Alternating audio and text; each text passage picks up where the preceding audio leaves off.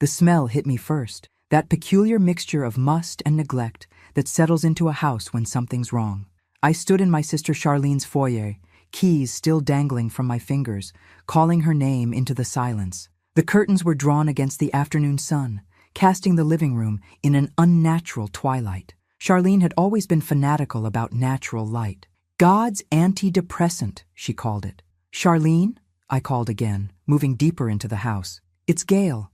I've got news about Dad. The past 2 weeks had established a grim routine, 12-hour shifts as head nurse at St. Mary's, followed by visits to the neurology wing, where our father lay recovering from his stroke, then home to my empty apartment where I'd call Charlene with updates. But she hadn't answered in 3 days, and with important decisions about Dad's care looming, I couldn't wait any longer. Setting my purse on the kitchen counter, I noticed the accumulation of unwashed dishes in the sink. Another red flag. My sister was meticulously tidy, a trait that had intensified after Robert's death 5 years ago. More concerning was the untouched diabetic testing kit beside her prescription bottles. Charlene's type 2 diabetes required daily monitoring, especially since she'd started the new medication regimen. Char, I tried again.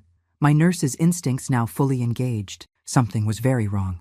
That's when I heard it, faint but unmistakable, a rhythmic tapping from below. 3 slow knocks, then silence. 3 more.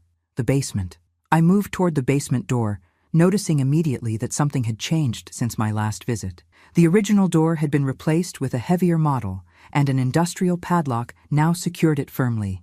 This was new, installed within the past month, I guessed. John had been renovating the basement as his personal space since moving back in with Charlene after Robert's death, a temporary arrangement that had somehow stretched to 5 years. Charlene? I called toward the door. Are you down there? The knocking intensified slightly, still weak, but with a desperate urgency that tightened my chest. I tried the handle, confirming it was indeed locked. Looking around frantically, I spotted Robert's old toolbox in the hall closet. Inside, I found a heavy wrench and returned to the door, examining the padlock. It was substantial, a serious security measure, not something you'd use to keep people out of a hobby room. Using the wrench as leverage, I managed to break the hasp, securing the lock to the door. It gave way with a splintering crack, and I yanked the door open. The stairwell was dark, the air rising from it stale and close. I fumbled for the light switch, illuminating a narrow descent into John's domain. I'd rarely been allowed down here since he'd claimed it as his space. It's private, Aunt Gail. My gaming equipment is valuable. Charlene? I'm coming down, I called, taking the stairs carefully. The basement was a maze of expensive computer equipment, gaming consoles, and collectibles. Posters of violent video games lined the walls, and empty energy drink cans cluttered every surface. But it was the far corner, partially concealed behind stacked boxes, that drew my attention. There, on a thin mattress on the concrete floor, lay my sister. "Oh my God, Charlene!" I rushed to her side, my medical training instantly assessing her condition. Dehydrated, weak pulse, dry lips, disorientation, and the distinct fruity odor of ketoacidosis on her breath. Without her diabetes medication, she was in serious danger. Her eyes fluttered open at my touch, unfocused at first, then widening in recognition. "Gail?" Her voice was a cracked whisper. Is it really you? I'm here, Char. What happened? Who did this to you? I was already reaching for my phone to call an ambulance while checking the nearby water bottle. Empty, except for a few drops. Charlene's fingers weakly clutched at my wrist. "John," she whispered, tears forming in her sunken eyes. He said he needed Dad's insurance money. Locked me down here 3 days ago." The implications slammed into me with physical force. My nephew, Charlene's only child, had imprisoned his diabetic mother in a basement, knowing her condition required daily medication. He'd left her with minimal water, a package of stale crackers, and a bucket in the corner as a toilet. And he'd done it for money. Our father's insurance policy, which listed Charlene as a beneficiary. "I'm calling an ambulance," I told her, already dialing 911. "Just hold on, Char." While waiting for the paramedics, I gathered her diabetes supplies from upstairs and administered an emergency glucose solution. My hands were steady, the same professional calm that carried me through trauma cases in the ER. But my mind was racing with barely contained fury. John had always been difficult, As a child, he'd had explosive tantrums. As a teenager, he'd been manipulative and secretive. As an adult, he'd drained Charlene's finances while convincing her he was just between opportunities. But this, deliberately endangering his mother's life for a potential inheritance, crossed into territory I couldn't begin to process. The paramedics arrived within minutes, efficiently transferring Charlene to a stretcher. I rode with her in the ambulance, holding her hand as she drifted in and out of consciousness. At the hospital, my workplace, though I felt miles removed from the capable head nurse I'd been just hours before, I provided her medical history to the attending physician while they worked to stabilize her. "Will she be okay?" I asked Dr. Linden, a colleague I'd worked with for years. "She's severely dehydrated, and her blood sugar levels are dangerously off balance," he said frankly. "But we caught it in time. Had she been down there another day..." He didn't need to finish the sentence. I sat beside Charlene's hospital bed long after she'd been stabilized, watching the IV fluids drip steadily into her arm. My phone buzzed with a text message. "John, at Dad's place. Where's Mom? She's not answering." The casual tone, the absolute normalcy of it, as if he hadn't locked his mother in a basement and left her to deteriorate, made something shift inside me. I'd always been the practical sister, the problem solver, the one who kept her emotions in check. But in that moment, I understood with perfect clarity that John needed to learn a lesson he would never forget. Not through violence, not through rage, but through consequences so perfectly calibrated to his specific weaknesses that he would never recover from them. I texted back, "She's with me. We're visiting Dad. Don't wait up."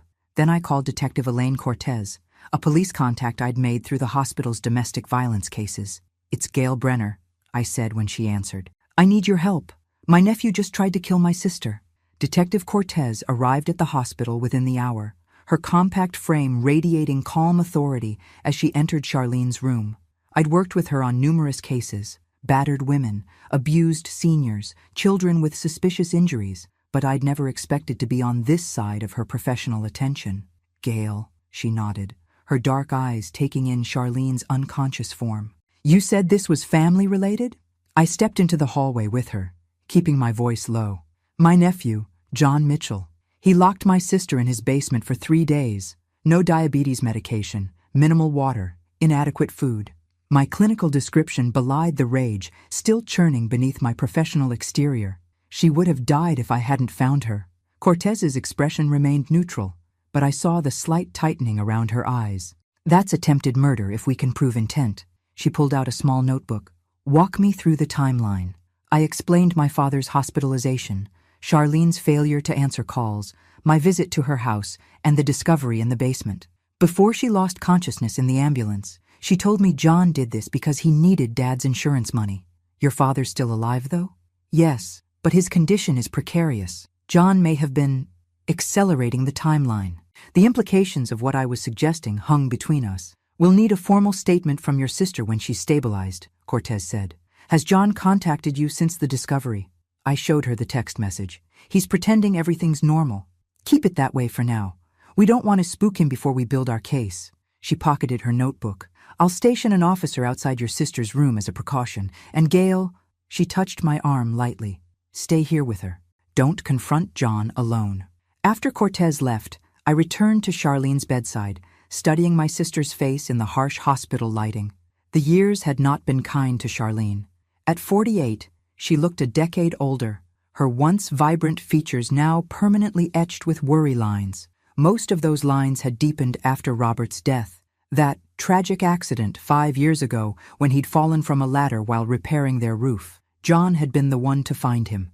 John, who'd inherited nothing directly from his stepfather's modest life insurance. John, who'd moved back home, temporarily, to help Mom through her grief. A chill ran through me as connections began forming. I'd always found the circumstances of Robert's death slightly suspicious. A meticulous man like my brother-in-law, falling from a ladder he'd used safely hundreds of times. But Charlene had been so devastated, so fragile, that I'd pushed my questions aside. Now I wondered if this wasn't the first time John had seen death as a solution to financial problems. My thoughts were interrupted by a soft knock. Rebecca Simmons, the hospital's head social worker and my closest friend, stood in the doorway with 2 coffee cups. Thought you could use this, she said, handing me one. Elaine filled me in. She pulled a chair beside mine, her presence a welcome anchor in the storm. Rebecca and I had weathered 20 years of friendship, including my messy divorce and her breast cancer battle. If anyone could help me navigate this nightmare, it was her. I can't wrap my head around it, Beck. He left his own mother to die. Rebecca's expression was grim. Some personality disorders manifest exactly this way. Superficial charm masking a complete lack of empathy. The question is, what are you going to do now? Legally? Press charges, obviously. But personally, I stared into my coffee. I need to make sure he can never hurt her again, or anyone else. That sounds ominous. Not violent, I clarified. Just final. Rebecca studied me carefully. You're thinking beyond legal justice. Legal justice can fail, especially with someone like John, who's perfected his misunderstood nice guy act. I'd seen it too many times in my career. Manipulative abusers walking free because they could perform normalcy convincingly for judges and juries. Be careful, Gail. Whatever you're planning. I'm not planning anything illegal, I assured her. Just a lesson he'll never forget. Our conversation paused as Charlene stirred, her eyes fluttering open. She looked confused momentarily before focusing on me. Gail, where am I? Hospital. You're safe now. I squeezed her hand gently. How are you feeling? Thirsty, she whispered. I helped her sip water through a straw while Rebecca discreetly excused herself. After drinking, Charlene's eyes filled with tears. John, he really did that to me, didn't he? I wasn't hallucinating. No, honey, he really did.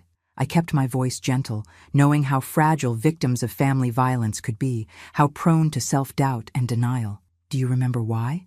She nodded weakly. Dad's insurance policy. John's in debt. Gambling, I think. He said he needed to secure his future before it was too late. Her voice broke. My own son, Gail. How could he? The door swung open before I could answer, and a nurse I recognized from pediatrics entered. Ms. Mitchell, there's someone insisting on seeing you. Says he's your son? Ice flooded my veins. John was here. Charlene's monitor showed her heart rate spiking. I don't want to see him, she whispered. Please, Gail. I stood, decision made instantly. Tell him his mother is resting and can't have visitors, I instructed the nurse. And please alert security that he's not permitted in this room. After the nurse left, Charlene gripped my hand with surprising strength. He'll be so angry. Let him be angry, I said firmly. He lost the right to see you when he locked you in that basement. What happens now? Her voice was small, childlike. Detective Cortez will want your statement when you're stronger.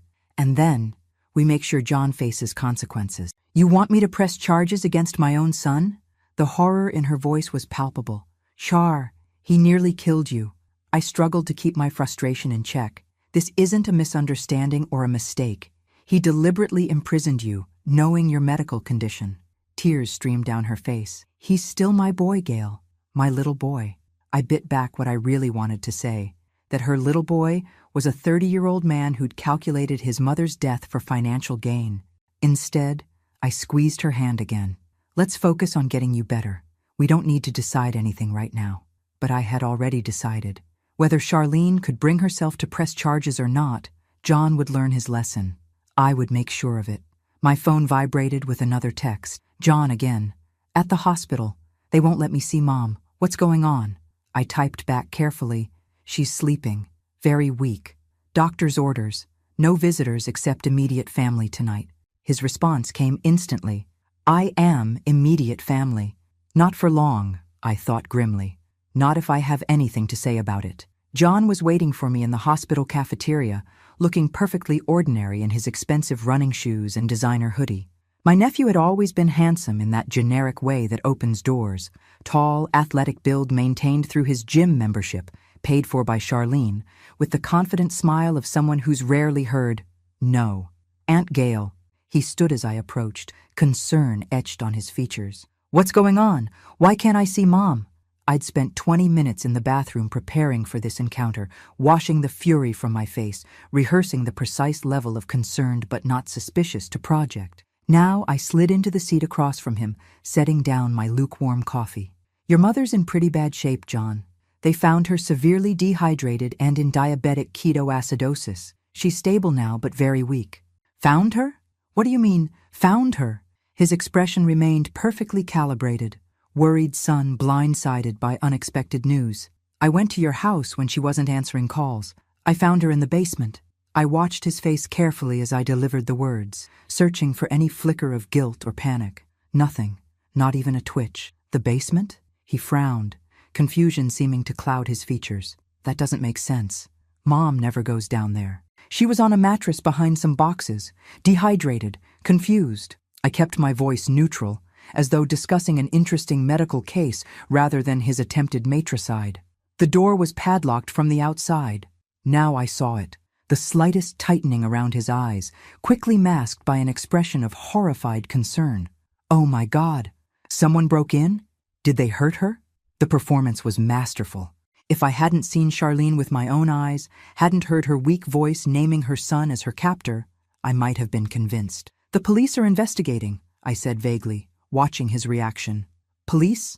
Shouldn't we wait until Mom can tell us what happened? A note of calculation entered his voice. She already has. I held his gaze steadily. She regained consciousness in the ambulance. John leaned back slightly, processing this information.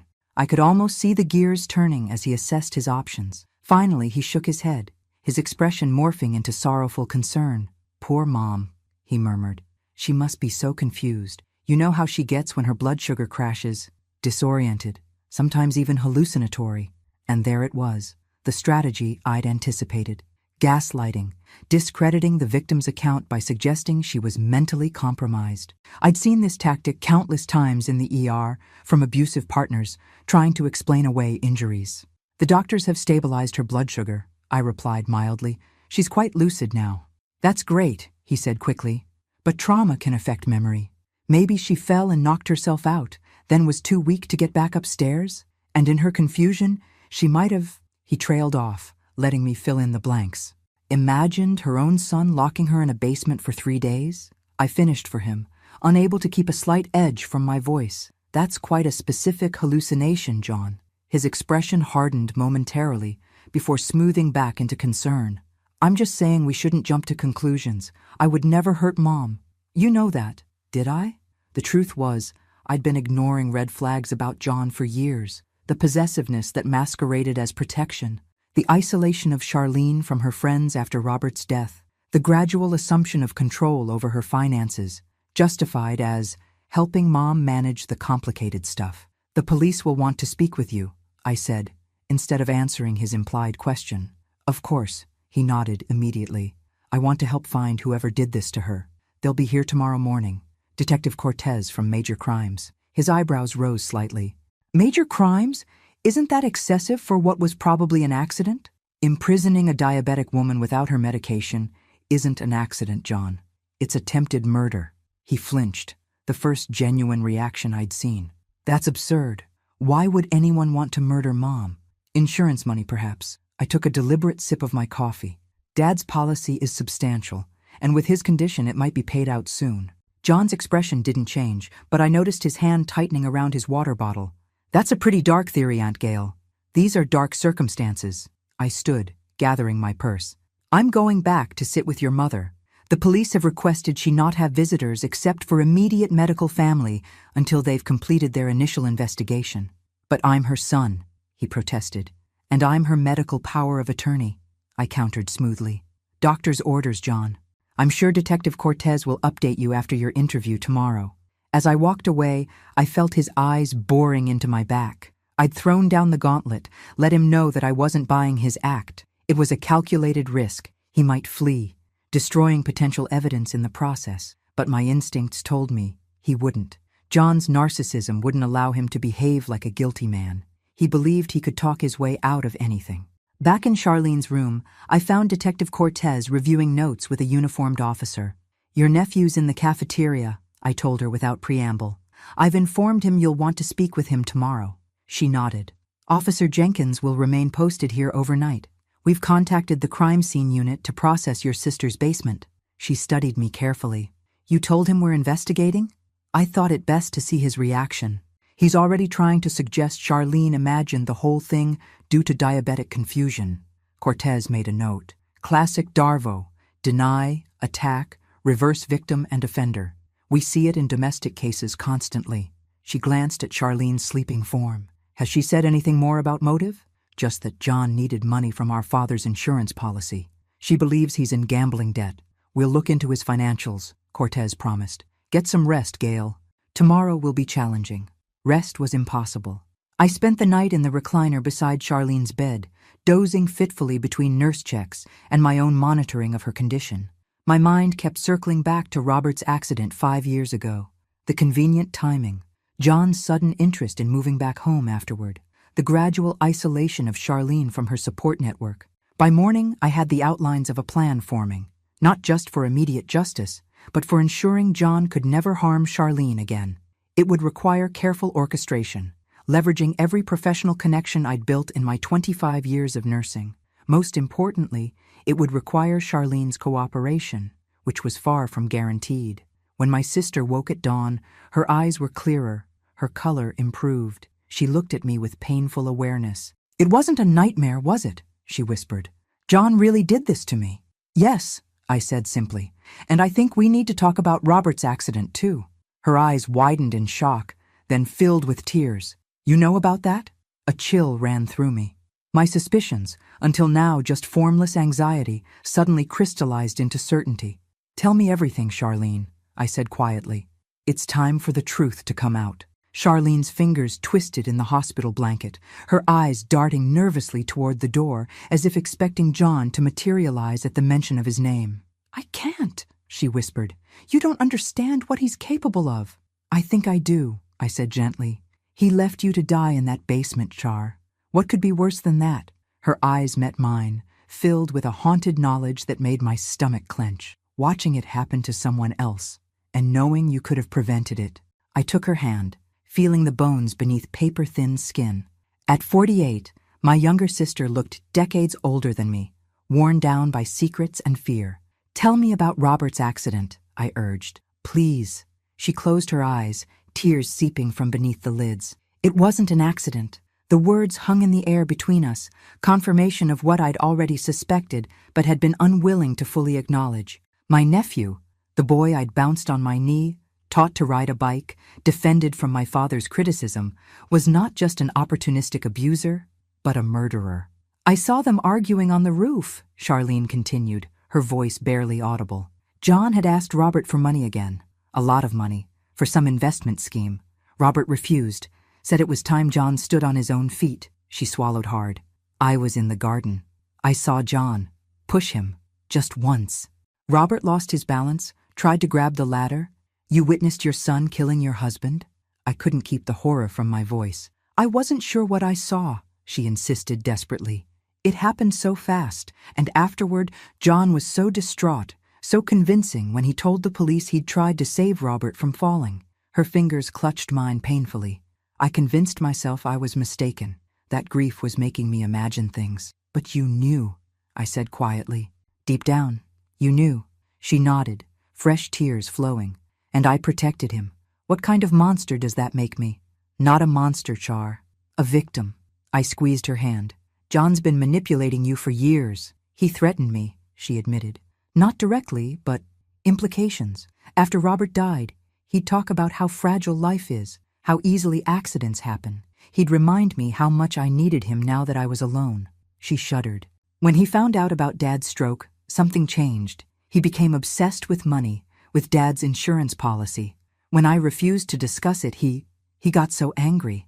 And he locked you in the basement to keep you from interfering," I finished for her. She nodded miserably. "He said it would just be for a day or two, that I needed to calm down and think about our future. He took my phone, my medication, everything. Charlene, you need to tell Detective Cortez everything you've told me, about the basement and about Robert." Panic flashed across her face.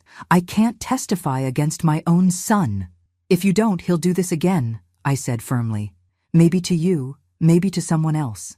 John is dangerous, not just impulsive or troubled, but genuinely dangerous." "He's still my boy," she whispered, the maternal instinct warring with her self-preservation.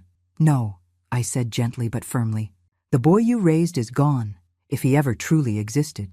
This man, this adult who deliberately endangered your life, needs to face consequences before he escalates further. Our conversation was interrupted by a soft knock. Detective Cortez entered, her expression professional but kind. "Mrs. Mitchell, I'm Detective Elaine Cortez. I'd like to ask you some questions about what happened to you, if you're feeling up to it." Charlene shot me a panicked look. I squeezed her hand encouragingly. "It's okay," I assured her. "I'll stay right here." For the next hour, Charlene haltingly recounted her ordeal in the basement. Detective Cortez recorded the statement, occasionally asking clarifying questions, but mostly allowing Charlene to speak at her own pace. When she reached the part about John's motivation, access to our father's insurance money, Cortez's expression darkened. "Mrs. Mitchell, this may be difficult to discuss, but I need to ask, has your son shown violent or controlling behavior before this incident?" Charlene's eyes flicked to mine, seeking guidance. I nodded almost imperceptibly. He's always been possessive," she began hesitantly. "After my husband died, it got worse. He monitored my phone calls, discouraged friends from visiting, gradually took over all my finances. Classic isolation tactics," Cortez noted. "Did your husband's death involve any suspicious circumstances?" The direct question seemed to shock Charlene. She paled visibly, her monitor showing an elevated heart rate. "I think my sister needs a break," I interjected, worried about her physical state. "Of course," Cortez stood. "But Mrs. Mitchell, if there's anything else you believe might be relevant to this investigation, anything at all about your son's past behavior, it would be extremely helpful." After Cortez left, Charlene turned to me, eyes wide with fear. "She suspects about Robert. What do I do, Gail?" "You tell the truth," I said firmly. "All of it." "I can't," she whispered. "It would destroy everything." "Everything is already destroyed, Char. The only question now is whether we rebuild on truth or continue living in fear." I adjusted her blanket, a nurse's automatic gesture. "Rest now.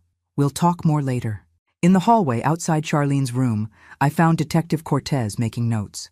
"She knows more than she's saying," Cortez observed without looking up. "Yes," I agreed, "but she's terrified. Of her son? Of herself, too. Of her complicity." I lowered my voice. "I believe John was responsible for Robert's death 5 years ago, and I think Charlene witnessed it, but has been too afraid to come forward." Cortez's pen stilled. "That's a serious allegation." "I know, but it fits the pattern. Robert refused to fund John's gambling habit. Shortly afterward, he died in a tragic accident. John moved in with Charlene, gradually taking control of her life and finances. When our father had his stroke, potentially triggering an insurance payout that Charlene would control, John tried to remove her from the equation. "We'll look into reopening the investigation into Mr. Mitchell's death," Cortez said after a moment. "In the meantime, your nephew is scheduled for questioning at noon." "He'll be prepared," I warned. "John is exceptionally good at presenting a normal, concerned facade." "So are most sociopaths," Cortez replied dryly. "Don't worry, Ms. Brenner. This isn't my first dance with a manipulative abuser." As Cortez walked away, my phone vibrated with a text from Rebecca. "John in lobby asking about C's room number. Security notified." My plan was taking shape now, crystallizing with each new piece of information. John wouldn't just face legal consequences, though I certainly hoped for those as well. He would face something far more devastating to a man like him: complete exposure.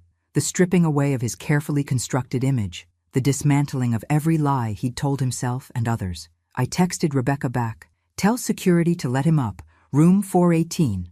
Time for the next phase." I was waiting when the elevator doors opened on the 4th floor, deliberately positioning myself where John would see me immediately.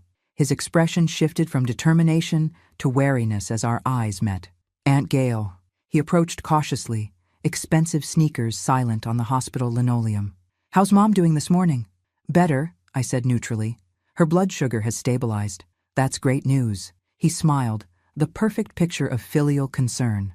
"I brought these." He held up a small gift bag containing what appeared to be luxury hand cream, Charlene's favorite brand. The thoughtfulness of the gesture, given what I now knew, made bile rise in my throat. "She's resting now," I told him, blocking his path toward her room.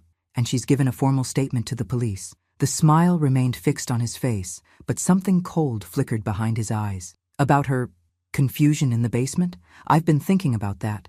Mom mentioned last week that she was having dizzy spells. Maybe she went downstairs for something and passed out.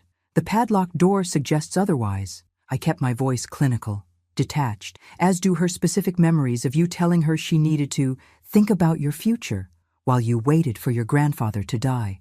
Now the smile vanished completely. That's absurd. Mom must be confused from the ketoacidosis. Blood tests show she's been in ketoacidosis for approximately 72 hours, precisely the time frame during which she was locked in your basement without her medication. He stepped closer, lowering his voice. Aunt Gail, you've always had it in for me. Ever since I was a kid. Mom and I were doing fine until you started filling her head with paranoia. The attempt to rewrite history was so brazen, it almost made me laugh. I'd been Charlene's most loyal defender, practically raising John myself during the years when my sister struggled with postpartum depression. Detective Cortez is expecting you at noon, I said, ignoring his accusation. Room 307, administrative wing. Fine, he snapped, mask slipping further. I'll clear this ridiculous misunderstanding up right now, but I want to see Mom first. That's not possible. I stepped directly in front of Charlene's door. Doctor's orders. I'm her son, he hissed, his handsome face contorting with barely contained rage. You can't keep me from her. Actually, I can. As her medical power of attorney and the hospital's head nurse, I have full authority over her visitors. I gestured to the security guard now approaching from the nurse's station. If you attempt to enter her room against medical advice, you'll be removed from the premises. John's eyes darted between me and the guard, calculating his options. Finally, he stepped back, composing his features into a mask of reasonable concern. This is completely unnecessary, he told the guard. I'm just worried about my mother. The same mother you left in a basement without her diabetes medication for 3 days? I couldn't resist the jab. His eyes flashed dangerously. You have no idea what you're talking about. I know exactly what I'm talking about, John. And so does your mother. And soon, Detective Cortez will too. He leaned in, his voice dropping to a whisper meant only for my ears. Be careful, Aunt Gail. Accidents happen to nosy people all the time. The naked threat sent ice through my veins, but I maintained my composure. Are you threatening me in a hospital corridor, surrounded by security cameras, while you're already under investigation for attempted murder? Realizing his mistake, John straightened, forcing a rueful laugh. Of course not. I'm just upset about these ridiculous accusations. He turned to the security guard with his most charming smile. Sorry for the drama. Family stress, you understand. As he walked toward the elevator, his posture was relaxed, confident. A man certain he could talk his way out of any situation. I waited until the doors closed behind him before releasing the breath I'd been holding. Inside Charlene's room, I found her awake and anxious, having clearly heard at least part of our confrontation. Was that John? She asked, eyes wide. Yes. He wanted to see you, but I refused. I checked her monitors automatically. He's meeting with Detective Cortez at noon. He'll convince her, Charlene said miserably. He always does. He can make anyone believe anything. Not this time, I assured her. Cortez is extremely good at her job, and we have physical evidence, the padlock, your medical condition, your statement. She shook her head, tears forming. You don't understand. John will find a way to twist this. He'll say I went down there voluntarily, that I locked myself in accidentally, that I've been mentally unstable since Robert died. Her words echoed my own fears. Abusers like John often escape justice through precisely such tactics: gaslighting, character assassination, manipulating evidence. Even with Cortez's experience and Charlene's testimony, there was a real possibility he could evade serious consequences. That's why we need to tell her about Robert, I said gently. I can't, she whispered. I just can't. I sat beside her bed, taking her frail hand in mine. Char, listen to me. John threatened me just now, implied I might have an accident if I kept pushing. He's escalating. Her face crumpled. This is all my fault. I should have stopped him years ago. No, I said firmly. The fault lies entirely with John, but now we have a chance to prevent him from hurting anyone else. How? Even if they arrest him for what he did to me, he'll eventually get out. And then? Not if we can link him to Robert's death. I hesitated, then decided complete honesty was necessary. And not if we can ensure that everyone in his life knows exactly who and what he is. She looked at me quizzically. What are you planning, Gail? Justice, I said simply. But I need your help, your complete honesty, no matter how painful. Charlene studied my face for a long moment, then nodded slowly. What do you need me to do? First, tell Detective Cortez everything about Robert's death, every detail you remember. And then, I explained my plan, not just for legal justice, which might or might not be achieved depending on evidence and prosecutorial decisions, but for a more certain form of consequence. By the time I finished, Charlene's expression had shifted from fear to grim determination. "He'll hate us forever," she whispered. "Probably," I agreed. "But he'll never be able to hurt you or anyone else again." When Detective Cortez returned an hour later, Charlene was ready. With trembling voice but unwavering resolve, she recounted what she had witnessed on the roof 5 years earlier. John's argument with Robert, the push, her husband's desperate grab for the ladder that failed to save him. "I've been living with this knowledge for 5 years, she concluded, tears streaming down her face. "I convinced myself I was mistaken, that grief was making me see things that weren't there. But when I found myself locked in that basement, knowing my son was waiting for me to die, I couldn't deny the truth anymore." Cortez's expression remained professional, but her eyes reflected both compassion and determination. "Mrs. Mitchell, this changes everything. I'll need to reopen your husband's case immediately." After Cortez left to make arrangements, I squeezed Charlene's hand. "You did the right thing. What happens now?" she asked, her voice small. "Now," I said, checking my watch. "John meets with Detective Cortez, and we set our trap." By 2 p.m., the pieces of my plan were falling into place with the precision of a well-designed nursing care protocol. Rebecca had accessed John's financial records through her contacts in the hospital's billing department. Not strictly ethical, but necessary. The picture they painted was grimmer than even I had suspected.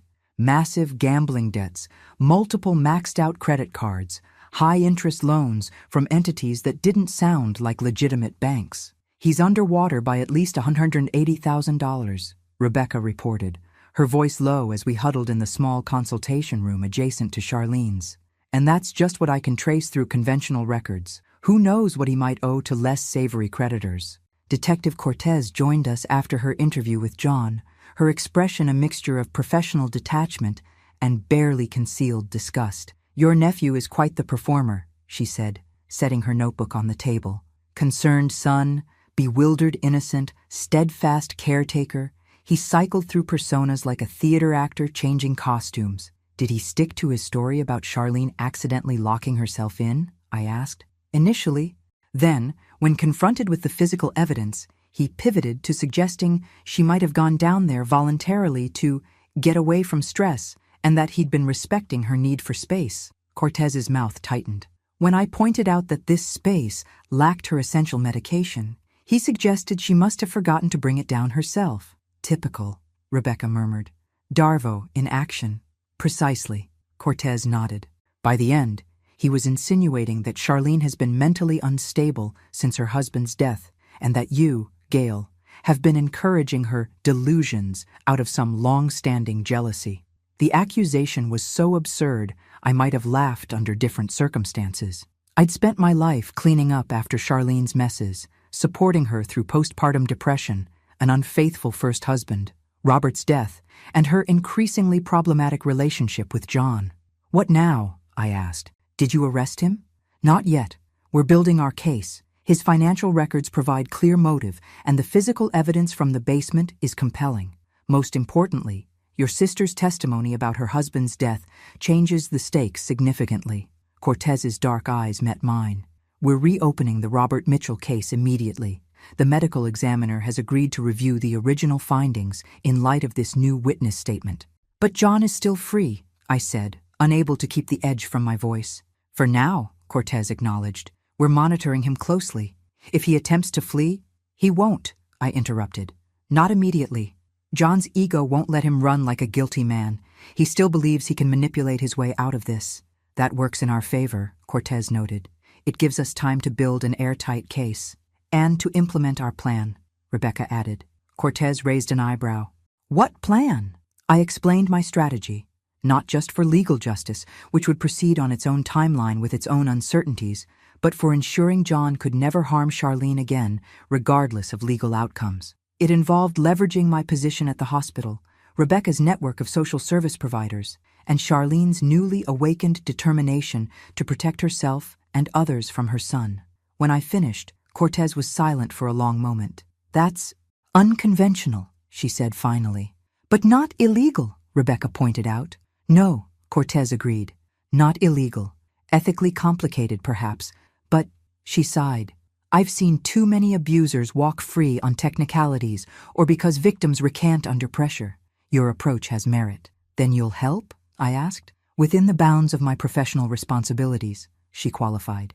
The legal case proceeds independently, but as for the rest, she nodded once, decisively.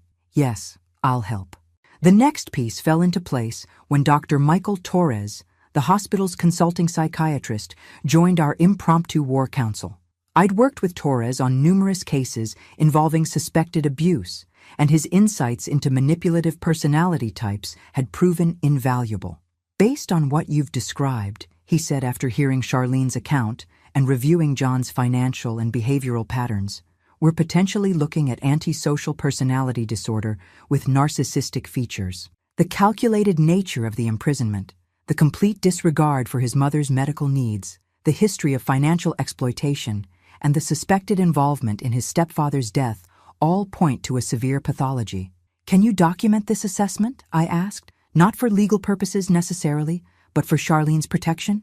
I can prepare a preliminary analysis based on reported behaviors and pattern recognition, he confirmed. It won't have the weight of a formal diagnosis without direct evaluation, but it could support protective measures for your sister. By evening, my father had taken a turn for the worse. His latest stroke, his third, had left him with minimal brain function, and the neurologist had gently suggested it was time to consider comfort care only. In the strange parallel universe I now inhabited, I found myself simultaneously planning my father's end-of-life care, coordinating Charlene's ongoing treatment, and orchestrating John's downfall. Dad's not going to recover, I told Charlene gently that night, after the nurses had completed their evening rounds. We need to make some decisions. She nodded, tears welling. He wouldn't want extraordinary measures. We both know that. John will fight us on this, I warned. He needs Dad alive until he can figure out how to access the insurance money. A flash of something, determination, anger, crossed Charlene's face. It's not his decision.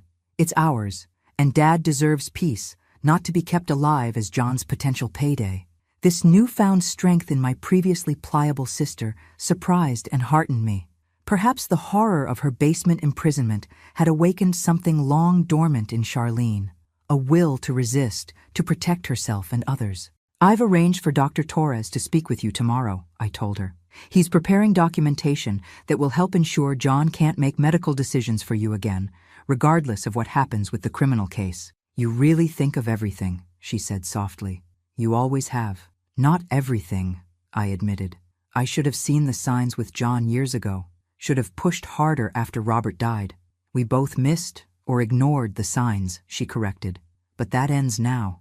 As night settled over the hospital, I made my final preparations. Tomorrow would set everything in motion.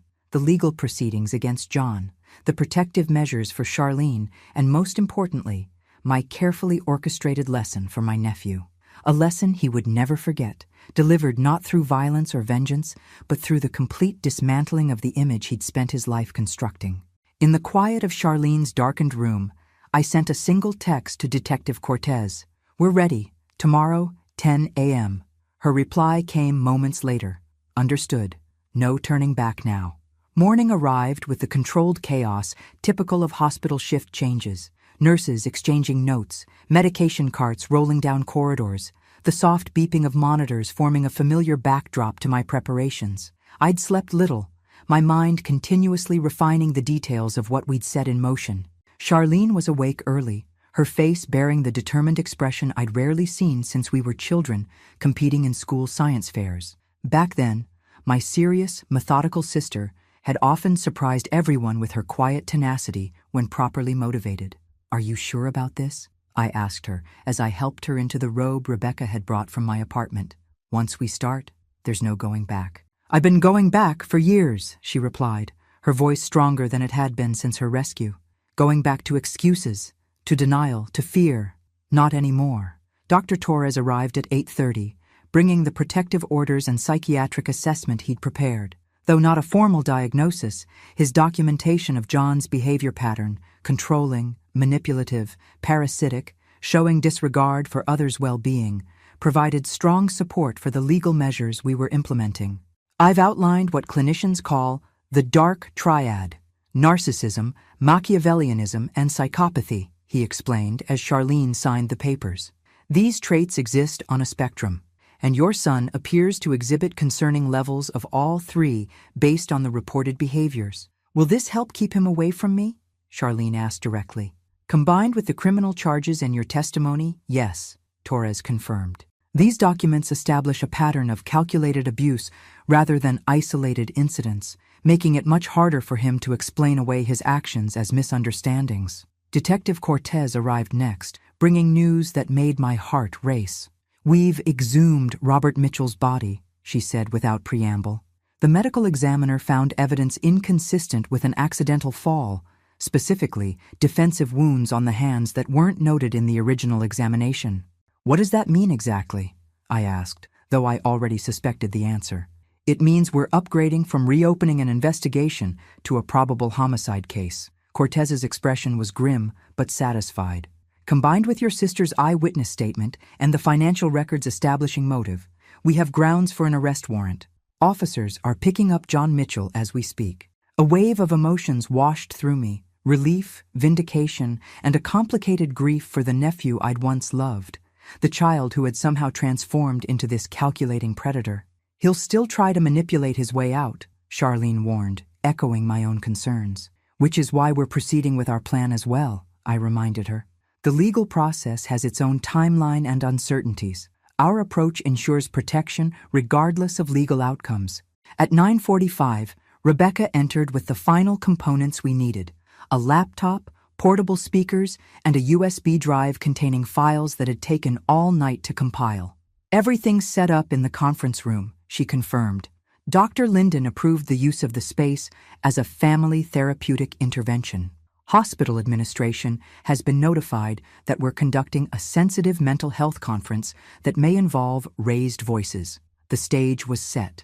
At precisely 10 a.m., the elevator doors opened, and John stepped out, escorted by two plainclothes officers who maintained a careful distance, present but not obviously restraining him, creating the illusion of freedom that was critical to our plan. Cortez had explained the arrangement to me earlier. We'll execute the arrest after your conversation. It gives you the window you requested while ensuring he doesn't flee. John's expression as he approached was a masterpiece of aggrieved innocence, his posture communicating both concern and mild indignation at being summoned so formally. He dressed carefully, khakis and a blue button-down that made him look like the responsible young professional he pretended to be. Aunt Gail, he nodded stiffly. The officer said Mom wants to see me? That there's some kind of family meeting? Yes, I confirmed, leading him toward the conference room. Your mother has something important to discuss with you. Inside, Charlene sat at the head of the long table, flanked by Dr. Torres and Rebecca. The change in her appearance from the weak, disoriented woman I'd found in the basement was remarkable. Though still physically frail, she radiated a calm determination that seemed to momentarily unsettle John. Mom, he moved toward her, arms outstretched as if for an embrace. You look so much better.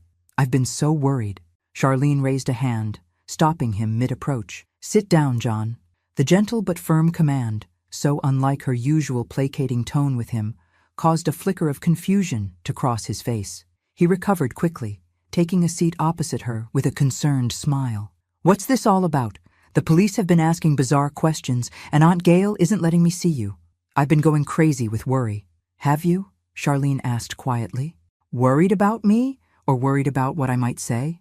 His expression shifted minutely, a tightening around the eyes, a slight tension in his jaw. I don't understand. What would you say except that you had some kind of accident in the basement? Unless, he shot me an accusatory glance, unless someone has been filling your head with confused memories while you were medically vulnerable. It was exactly the tactic I'd anticipated, suggesting that Charlene's recollections were false memories implanted during her recovery, with me cast as the manipulative villain. My memories aren't confused, John, Charlene said evenly. I remember everything. The padlock you installed on the basement door, the mattress you prepared, showing this was premeditated. Your exact words as you left me there. just until Grandpa's situation resolves itself. Then our financial troubles will be over. John's face remained composed, but I noticed a slight tremor in his right hand, which he quickly concealed by placing it under the table. Mom, you were in ketoacidosis. Confusion and hallucinations are common symptoms. Ask any doctor. He looked imploringly at Dr. Torres. Isn't that right, doctor? Acute confusion during ketoacidosis typically resolves once blood sugar is stabilized, Torres replied neutrally. Mrs. Mitchell's recollections have remained consistent since treatment. John's eyes narrowed slightly, recognizing that he'd miscalculated in appealing to Torres. He shifted tactics smoothly, his expression melting into wounded concern. I don't know what's happening here, he said, voice breaking perfectly on cue. But something is very wrong. Mom, after everything I've done for you since Dad died, moving back home, managing your finances, taking care of you, how could you think I'd ever hurt you? It was a masterful performance. In another context, with observers less informed about his true nature, it might have worked. Charlene, however, did not waver. I've thought about that question for 5 years, John, she said quietly. Ever since I watched you push Robert off that roof. The words landed like physical blows. For a crucial moment, John's mask slipped completely, revealing a cold fury and calculation that transformed his handsome features into something almost unrecognizable. In that unguarded instant, I glimpsed the true nature usually hidden beneath the charming facade, and I knew with absolute certainty that my sister had been living with a predator. The moment passed quickly, John's expression morphing back into wounded disbelief with practiced ease. But we had all seen it, that flash of raw, calculating rage confirming everything Charlene had told us. Mom, he said, his voice carefully modulated to convey shock and hurt. What are you saying? I loved Robert. I was devastated when he fell. He turned to the others in the room, his eyes wide with apparent distress. She's never said anything like this before, not once in 5 years.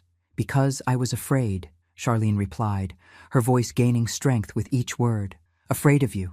Afraid of what you might do if I told the truth. This is insane, John protested, looking around the table for support and finding none. Some kind of shared delusion or a conspiracy. His gaze fixed accusingly on me. Aunt Gail has always resented me, always tried to turn you against me. I remained silent, allowing Charlene to maintain control of the confrontation. This was her moment, her reclamation of power after years of manipulation and abuse. No one turned me against you, John, she said firmly. You did that yourself when you locked me in that basement and left me to die. John's strategy shifted again, desperation beginning to seep through his performative calm. If you really believe that, if you really think I'm capable of such terrible things, why are we having this conversation? Why not just call the police? We did. Detective Cortez spoke for the first time, rising from her seat in the corner where she had been observing quietly. Officers are waiting outside to arrest you for the attempted murder of Charlene Mitchell and the reopened homicide investigation of Robert Mitchell. The color drained from John's face. This is a setup.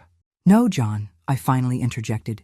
This is consequences. Rebecca placed her laptop on the table, turning it to face him. Before that happens, we thought you might like to see what we've been working on. She pressed a key, and the screen filled with what appeared to be a professional website template titled, The Truth About John Mitchell, a resource for potential victims. What the hell is this? John demanded, the polished veneer cracking further. Public safety, I explained calmly. This website contains documented evidence of your financial exploitation of your mother, your gambling addiction, your mounting debts, and your escalating pattern of abusive control. It includes police reports, financial records, and testimonials from former friends and associates who've witnessed your behavior. Rebecca clicked through several pages, showing sections labeled financial predation, emotional manipulation tactics, history of violence, and warning signs. This is defamation, John hissed, his handsome features contorting with rage. I'll sue all of you. Truth is an absolute defense against defamation, Dr. Torres noted mildly. Everything here is factual and documented. The site isn't live yet, I continued.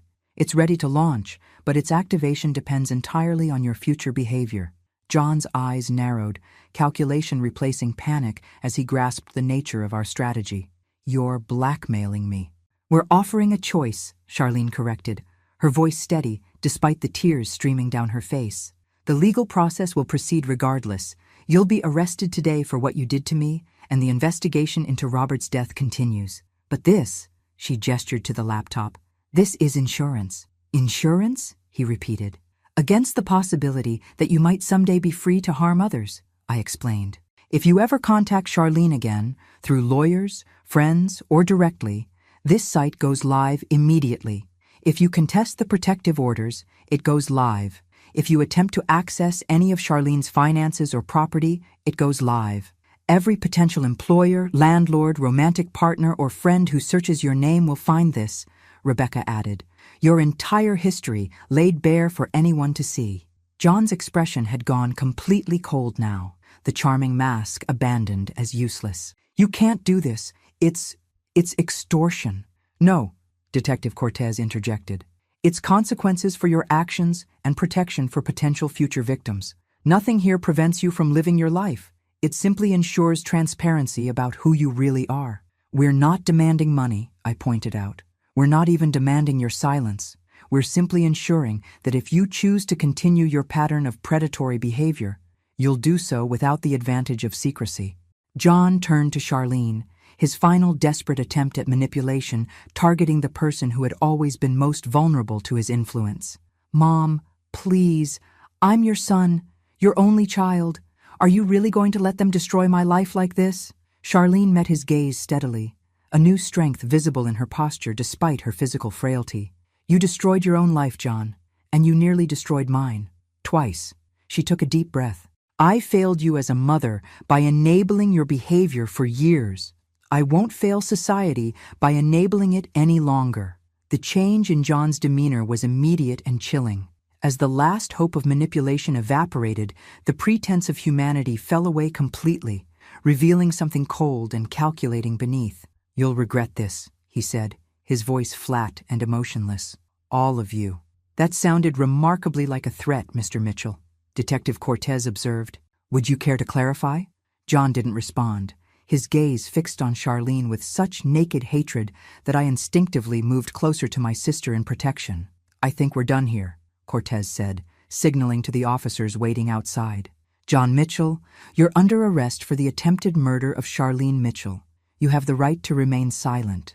As the officers entered and began the formal arrest process, John maintained his icy composure, offering his wrists for the handcuffs with a mechanical compliance that was somehow more disturbing than resistance would have been. Only as he was being led away did he turn back, his eyes finding mine with laser-like focus. This isn't over, Aunt Gail, he said quietly, a smile devoid of warmth spreading across his face. Not by a long shot. Then he was gone, the conference room door closing behind him with a soft click that seemed to release the tension we'd all been holding. Charlene's shoulders sagged, and I moved to support her immediately. You did it, I murmured, holding her trembling form. It's over. But the chill from John's parting words lingered in the air, and I knew with grim certainty that while this chapter might be closing, the story was far from complete. We had won this battle, but the war, against John's influence, against the trauma he'd inflicted, against the system that sometimes failed to protect victims, would continue. For now, though, Charlene was safe, and that was enough for today. The next 3 months unfolded in a blur of legal proceedings, medical appointments, and the painstaking reconstruction of Charlene's life. Our father passed away peacefully 2 days after John's arrest, the decision for comfort care made jointly by Charlene and me, without the complication of John's objections. The funeral was small and dignified, attended by old colleagues and a handful of friends, with John conspicuously absent due to his continued detention. The district attorney had denied bail, citing flight risk and the severity of charges now formally filed: attempted murder, false imprisonment, elder abuse, and, following the conclusive results of Robert's re-examination, second-degree murder in the death of Robert Mitchell. The evidence was substantial. Financial records showing John's desperate need for money, the modified basement with its padlock purchased days before Charlene's imprisonment, and most damning, Robert's exhumed body showing defensive wounds inconsistent with an accidental fall. Through it all, I divided my time between the hospital, where I'd taken a temporary reduction in hours to manage the crisis, and the small apartment I'd helped Charlene secure once she was discharged. Her house, too full of painful memories and potential evidence, remained unoccupied while the legal process unfolded. "Do you think I'll ever be able to go back there?" she asked one evening as we sorted through family photographs in her new living room, deciding which memories were worth preserving. "Do you want to?" I countered gently. She considered this, turning a framed photo of Robert in her hands. "No," she admitted finally. "Too many ghosts. Too much deception, including my own." Self-recrimination had become Charlene's persistent struggle, the belief that she had failed as a mother, that she had enabled John's behavior through years of denial and passive acceptance. "You were a victim, Char," I reminded her, a refrain that had become common between us. "Manipulation and abuse distort your perception of reality. That's how they work." "I know," she sighed. "Intellectually, I know. But here," she tapped her chest, "it still feels like failure." Dr. Torres had warned us about this, the long, non-linear path of recovery from prolonged psychological abuse. Charlene attended therapy 3 times weekly now, gradually untangling the complex web of manipulation that had ensnared her for decades. Some days brought clarity and strength, others brought crushing guilt and doubt. Through it all, I remained her constant, unwavering support, not out of obligation, but from a deepened understanding of how profoundly John had isolated and controlled her. The preliminary hearing for John's case brought its own challenges. Seated in the courtroom, watching my nephew in his orange jumpsuit, his handsome features arranged in an expression of solemn innocence for the judge's benefit, I felt a complex grief for what might have been. The bright, charismatic child who had once followed me adoringly during hospital visits, proudly wearing the toy stethoscope I'd given him for his 8th birthday, was gone, or perhaps had never truly existed beyond the manipulative facade. Charlene's testimony that day was both heartbreaking and inspiring. Her voice trembled as she recounted finding herself locked in the basement, realizing her own son had imprisoned her, understanding with terrible clarity that he intended her to die there. But she did not falter, did not recant, did not minimize the horror of what she had experienced. "And why did the defendant do this to you, Mrs. Mitchell?" the prosecutor asked. "He wanted access to my father's insurance money," Charlene replied steadily. "He knew I was the beneficiary, and he knew I wouldn't give it to him willingly, given his history of gambling and financial irresponsibility. So he decided to remove me from the equation." John's attorney, an expensive criminal defense lawyer somehow retained despite his claimed financial distress, attempted to undermine her testimony by suggesting confusion due to her diabetic condition. But Charlene remained firm. When he pivoted to questioning her mental stability following Robert's death, suggesting she had fabricated her memory of John pushing Robert, she looked directly at her son for the first time since entering the courtroom. "I spent 5 years trying to convince myself I hadn't seen what I saw," she said, her voice gaining strength. "5 years making excuses, denying reality, protecting someone who didn't deserve protection. I won't do it anymore." The judge found sufficient evidence to proceed to trial, setting a date 6 months out. As John was led away, he turned toward us, his expression briefly revealing the cold calculation beneath the performative mask. He didn't speak, but the message in his eyes was clear. This isn't over. That evening, as we sat in Charlene's apartment with cups of tea gone cold, Rebecca called with an update that sent a chill through me despite the summer heat. "John's attorney filed a motion challenging Charlene's competency as a witness," she reported. "They're claiming long-term psychological manipulation by you, Gail, suggesting you've been systematically turning Charlene against John for years out of some pathological jealousy." "That's absurd," I protested, though the strategy didn't surprise me. It was exactly what John had attempted during our confrontation at the hospital, casting me as the manipulator, himself as the victim, and Charlene as the pawn caught between us. "It's unlikely to succeed," Rebecca assured us. "The evidence is too substantial, but it shows he's still trying to control the narrative, still attempting to drive a wedge between you two." After the call ended, Charlene and I sat in troubled silence until she finally spoke, her voice small but determined. "He'll never stop, will he? Even from prison, he's still trying to manipulate everything." "Probably not," I acknowledged, seeing no benefit in sugarcoating the reality. "People like John rarely change fundamentally. But his power is diminished now. The truth is out, The evidence is preserved, and most importantly, you're free of his influence. She nodded slowly, then asked the question that had clearly been weighing on her. Do you think our backup plan was wrong? The website, I mean. The threat of exposure if he ever contacts me again? I considered this carefully. The ethics were indeed complicated. Using the threat of public exposure as a deterrent against future harassment could be seen as problematic from certain perspectives. But given what John had done, and what he might still do given the opportunity, I think it was necessary, I said finally, not as punishment, but as protection, for you and for others who might cross his path in the future.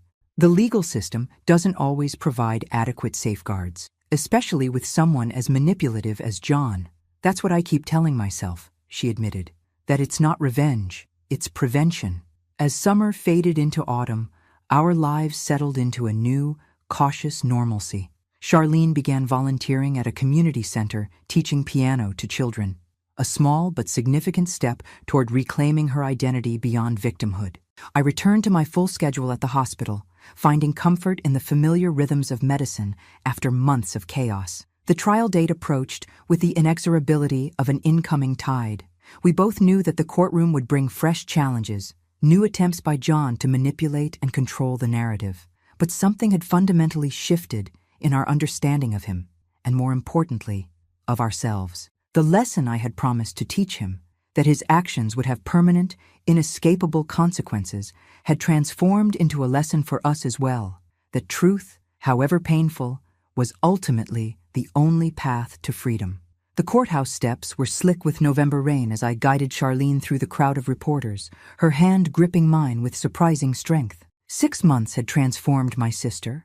The fragile, disoriented woman I'd found in that basement was gone, replaced by someone still physically delicate, but possessed of a steely determination I'd glimpsed only rarely throughout our lives. Mrs. Mitchell, how do you feel about testifying against your own son? A reporter called out, thrusting a microphone toward us. Charlene paused, and I prepared to shield her from the intrusion, but she surprised me by turning to face the cameras directly. I'm testifying for the truth, she said, her voice clear and steady. Any mother would want that, even when the truth breaks her heart. Inside, the courtroom hummed with tension. The prosecution had built a methodical case over the previous 2 weeks, financial records establishing motive, medical evidence documenting Charlene's near-fatal experience, forensic findings from Robert's exhumation, and testimony from neighbors who had heard arguments between John and Robert the day of his fatal accident. Today would bring the most crucial testimony of all, Charlene's direct account of both incidents. As she took the stand, I watched John at the defense table, immaculately dressed in a conservative suit that made him look like a young executive rather than a man accused of attempted matricide. His expression remained neutral, but I caught the calculating assessment in his eyes as he watched his mother settle into the witness box. Mrs. Mitchell, the prosecutor began gently, can you please tell the court about the events of July 12th of this year? Charlene's testimony unfolded with devastating clarity. She described waking to find John in her bedroom, his expression oddly detached as he explained that she needed to take a little break while they waited for news about her father's condition. She recounted his clinical efficiency in leading her to the basement, showing her the mattress he'd prepared, evidence of premeditation, and his chilling words as he secured the padlock. Just until Grandpa's situation resolves itself, then our financial troubles will be over. The courtroom fell silent as she described those 3 days in the basement, her growing weakness as ketoacidosis set in, her desperate rationing of the minimal water and food he'd left, her gradual realization that her own son intended for her to die there. Did you believe the defendant knew about your medical condition? The prosecutor asked. He knew everything about it, Charlene replied. He drove me to doctor's appointments. He watched me test my blood sugar daily. He knew exactly what would happen if I went without medication. When the questioning turned to Robert's death, I held my breath. This testimony was both essential and excruciating, forcing Charlene to publicly acknowledge what she had denied for 5 years, even to herself. Mrs. Mitchell, were you present when your husband Robert died? Yes, she said, her voice softer but unwavering. I was in the garden. I could see the roof where Robert was working on the gutters. John went up to speak with him. Step by painful step, she recounted what she had witnessed. The argument that grew increasingly heated, John's aggressive gestures, Robert's defensive posture, and then the push. The terrible moment when Robert lost his balance, his desperate grab for the ladder, the sickening sound of impact. "And what did you do then, Mrs. Mitchell?" the prosecutor asked gently. I convinced myself I hadn't seen what I'd seen," she admitted, tears finally breaking through her composure. "John was so distraught when he came down, or seemed to be. He called 911, performed CPR. He played the role of devastated son perfectly, and I wanted to believe him. I needed to believe him. Why are you telling the truth now, after 5 years of silence?" Charlene looked directly at John for the first time. "Because when I was lying in that basement, realizing my son had left me there to die, I understood that my silence had enabled him, that by protecting him after Robert's death, I had allowed his behavior to escalate to the point where he could do this terrible thing." Her voice broke slightly. "I bear that responsibility, and I won't compound it by remaining silent any longer." During cross-examination, John's attorney attempted to paint Charlene as confused, suggestible, and manipulated by me, the controlling sister who always resented John's close relationship with his mother. But Charlene remained composed, contradicting nothing in her previous testimony, despite the aggressive questioning. When it was John's turn to testify in his own defense, he delivered a performance that would have been compelling had we not all seen behind the mask. He spoke of his deep love for his mother, his concern about her deteriorating mental state since Robert's death, and his complete shock at finding her missing from the house that July day. "I never locked my mother in the basement," he insisted, his expression earnest. "I can only imagine she went down there herself in a confused state and somehow got trapped. As for the padlock, yes, I installed it, but to secure my valuable gaming equipment from potential burglars, not to imprison anyone." Regarding Robert's death, he expressed appropriate sorrow and emphasized his close relationship with his stepfather. "The suggestion that I would harm the man who raised me is not just false, it's heartbreaking," he said, his voice catching perfectly on cue. Throughout his testimony, I watched the jury carefully. Some seemed moved by his apparent sincerity, but others, particularly an older woman in the back row who reminded me of one of my more perceptive nursing colleagues, regarded him with visible skepticism. The jury deliberated for 3 days. When they filed back into the courtroom, Charlene gripped my hand so tightly I lost feeling in my fingers. The forewoman stood, her expression grave as she delivered the verdict. "On the count of attempted murder of Charlene Mitchell, we find the defendant guilty." A collective exhale seemed to sweep through the courtroom. "On the count of false imprisonment, we find the defendant guilty." Charlene's shoulders began to shake with silent tears. "On the count of elder abuse, we find the defendant guilty." John remained perfectly still, his expression unchanged. "On the count of second-degree murder in the death of Robert Mitchell, we find the defendant guilty." Only then did John's composure crack, a flash of raw fury quickly masked, but not before I caught it. Not before the judge caught it too, his gaze sharpening as he observed the momentary glimpse of John's true nature. The sentencing hearing a month later brought the final chapter of our ordeal.